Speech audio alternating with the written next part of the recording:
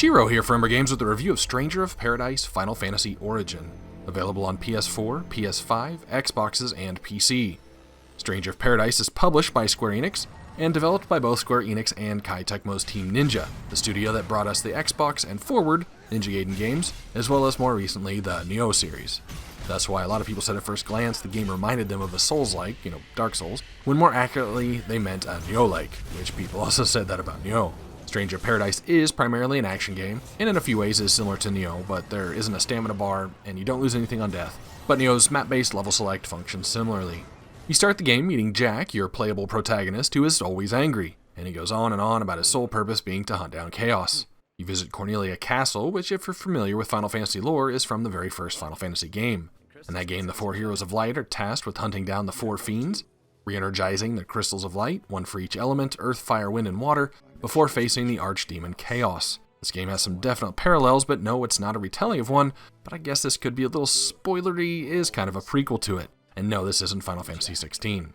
One thing that really appealed to me with this as an action game is the inclusion of tons of Final Fantasy job classes from the ages. Really kind of surprised this hasn't been implemented in more action-heavy Final Fantasy games throughout the years. Actually still waiting for a good Final Fantasy Diablo clone too. Anyway, you start with basic jobs, which you open by obtaining a weapon for that class. Once the job is open, you gain experience and work your way down the skill tree, leveling the job to 30. At the end of the basic jobs are job nodes that open the advanced classes, and you can even prioritize these paths down the trees to not max out the job immediately, but still open the node. Most advanced jobs require a node from 2 or more jobs to open. You repeat that for the advanced to open the expert level jobs. Use R1 and R2 to attack, as well as doing some combinations with directions and holding buttons to perform combos and special moves. R1 and R2 will do a move, R1, R2 will do a move, etc. As you learn new moves for a weapon type, you can customize your combo slots across jobs. Each job also has a unique ability set to R2. For White Mage, for example, it's obviously casting white magic, heals and whatnot, and with, say, Dragoon, it performs jump, taking you off the battlefield for a second before slamming you down on top of your opponent. There are other action commands opened by traversing job trees, and you can set 4 at a time from any job on your current build. These are accessed by hitting L2 and then a direction on the D-pad, and again, this gives a reason for you to level multiple classes, as well as providing some nice character customization. A good example of the need for this is the Monk's Chakra. It's really the only way I found to remove status effects like poison. Keeping that equipped at all times, no matter what job I was playing, came in pretty handy. You can have any 2 jobs set up at once, and you switch between them with the triangle button on the spot.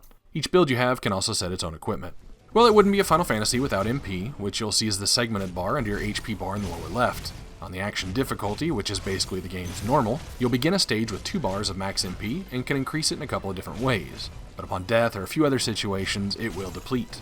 I believe on easy, or I think story they call it, you start with a full bar and it doesn't go down on death. You do have the ability to block with L1 and can perform a parry if timed right, and you can also use what's called Soul Shield with the circle button to similar effect. If you time the circle hit like you would a parry, and you hit at the exact time your enemy does, it will slightly increase your max MP. But when you hit the button, and the longer you hold it, it will deplete your guard bar. If this is drained from Soul Shield or just taking hits, Jack will temporarily be staggered until it can refill.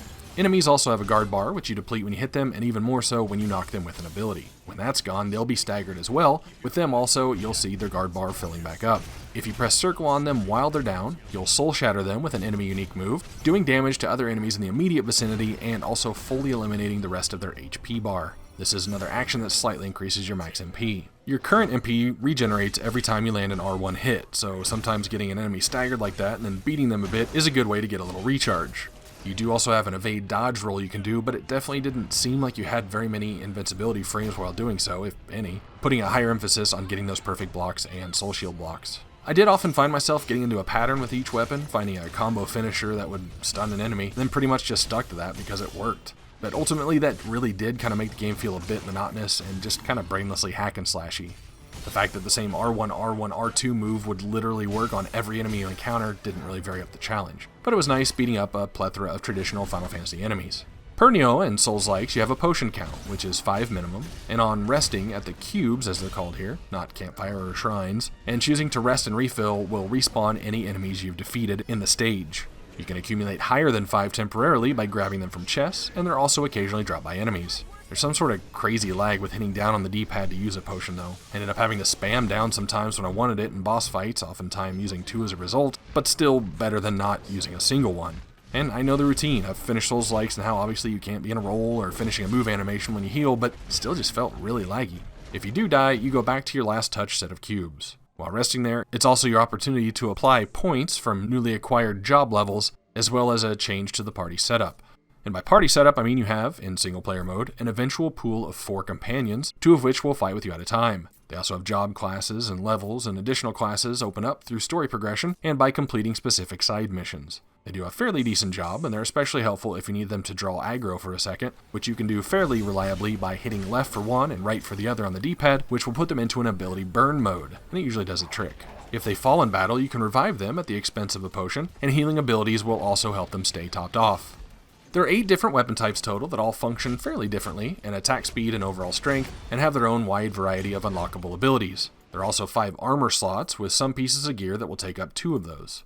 Gear comes in levels and rarities, and the underleveled warning to stages you select from the main map is based on that average gear level. Now, at first I thought I needed to grind levels to get up to that before I tried it, but it turns out the mission level seems to closely correlate to the level that gear will drop within that stage. So it's easier just to start that harder, warning-filled next stage, kill a few things for some high-level gear, die if I end up dying, and just equip each drop. When you pick up a piece of gear on the right, it will show you the name and have an up or down arrow compared to your current gear.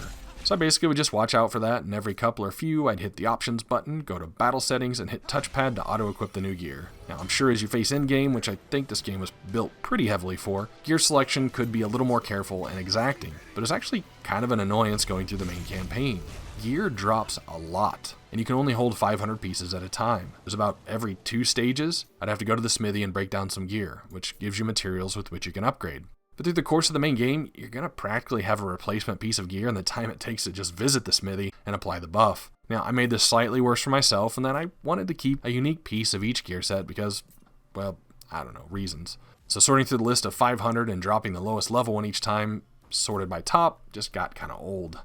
Gear does have efficiency and a class icon by it, which shows bonus efficiency while worn as that class. Efficiency grants more and more additional passive bonuses, and eventually an ability if you can max it out. But I mean, they clearly put a lot of effort into gear design. I mean, they even show the gear on each character during cutscenes. Granted, style points are pretty majorly diminished with the variety of things that are put on a character at a time when optimized is used, but still.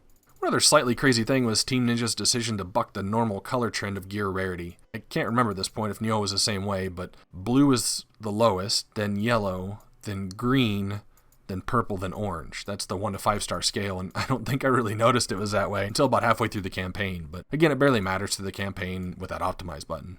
So as mentioned, stages are selected from a world map. There are main missions that open 1 to 2 at a time for a couple of order choices for you, and side missions will pop occasionally from completing story missions, but a handful are only available if you can find a hidden memory in a stage somewhere. You can repeat stages endlessly if you want, and you can change the difficulty in a stage at any set of cubes. There is an additional difficulty that opens up once you finish the game. As far as finding those memories in a stage, I will say I wasn't really too much for the level design of this game. I mean, it does have the branching loop arounds that always seem pretty clever in this game genre, but without the base difficulty being that torturous and the number of cube sets per stage, mechanic doesn't really seem to be used to its full potential. Not to mention the retread from side missions, where usually they're just hunting down a certain enemy in a stage you just beat, but you start the stage at the end and have to work your way backwards. The levels aren't pretty either. Not sure what happened or why, but everything looks so muddy. Probably could have walked in on someone playing this and they told me it was a 360 or PS3 game and I probably would have believed them. Just compared to the beauty of Nioh, the step downward was kind of a disappointing one. Also say without spoilers, there are a lot of really neat moments where the team was able to feed in stage similarities to areas from Final Fantasy games through the years, and the plot actually kind of makes it make sense, so it was awesome to see. Especially the one from Final Fantasy XI and the comments the character said in in-game discussions just made me laugh.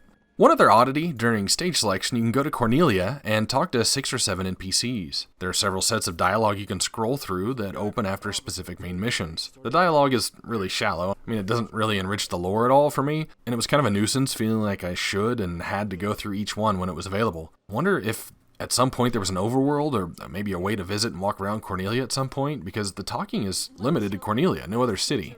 So yeah, it's just kind of weird. There is 3-player multiplayer. I didn't know when I purchased and planned on starting the game, otherwise I might have saved it for some co-op sessions. It does look like you can find random rooms, or you can set it up to play with your friends though. but I can't speak to it much more than that. Of course, the music is great. It's awesome that it catches little riffs and hooks from the original Final Fantasy music and brings that into the game. Overall, there's so many Final Fantasy classes to level. The customization level of a character is fantastic, from combos to special abilities. The variety of traditional Final Fantasy enemies was great, even though fighting them was pretty much the same approach with each. The music was great, the level design was middling, the area textures looked really muddy, the characters weren't particularly attachable to, but the story resolution ended up being fun, just seemed to kind of struggle on its path to get there. There was a ton of gear, almost too much during the main campaign, but as guessed, it probably becomes more important in endgame. Rated as a 3D hack and slash, Stranger of Paradise Final Fantasy Origin gets a 64 out of 100 on a true 0 to 100 scale, where 50 is an average game. This is Jiro for Umbra Games. Thanks for watching.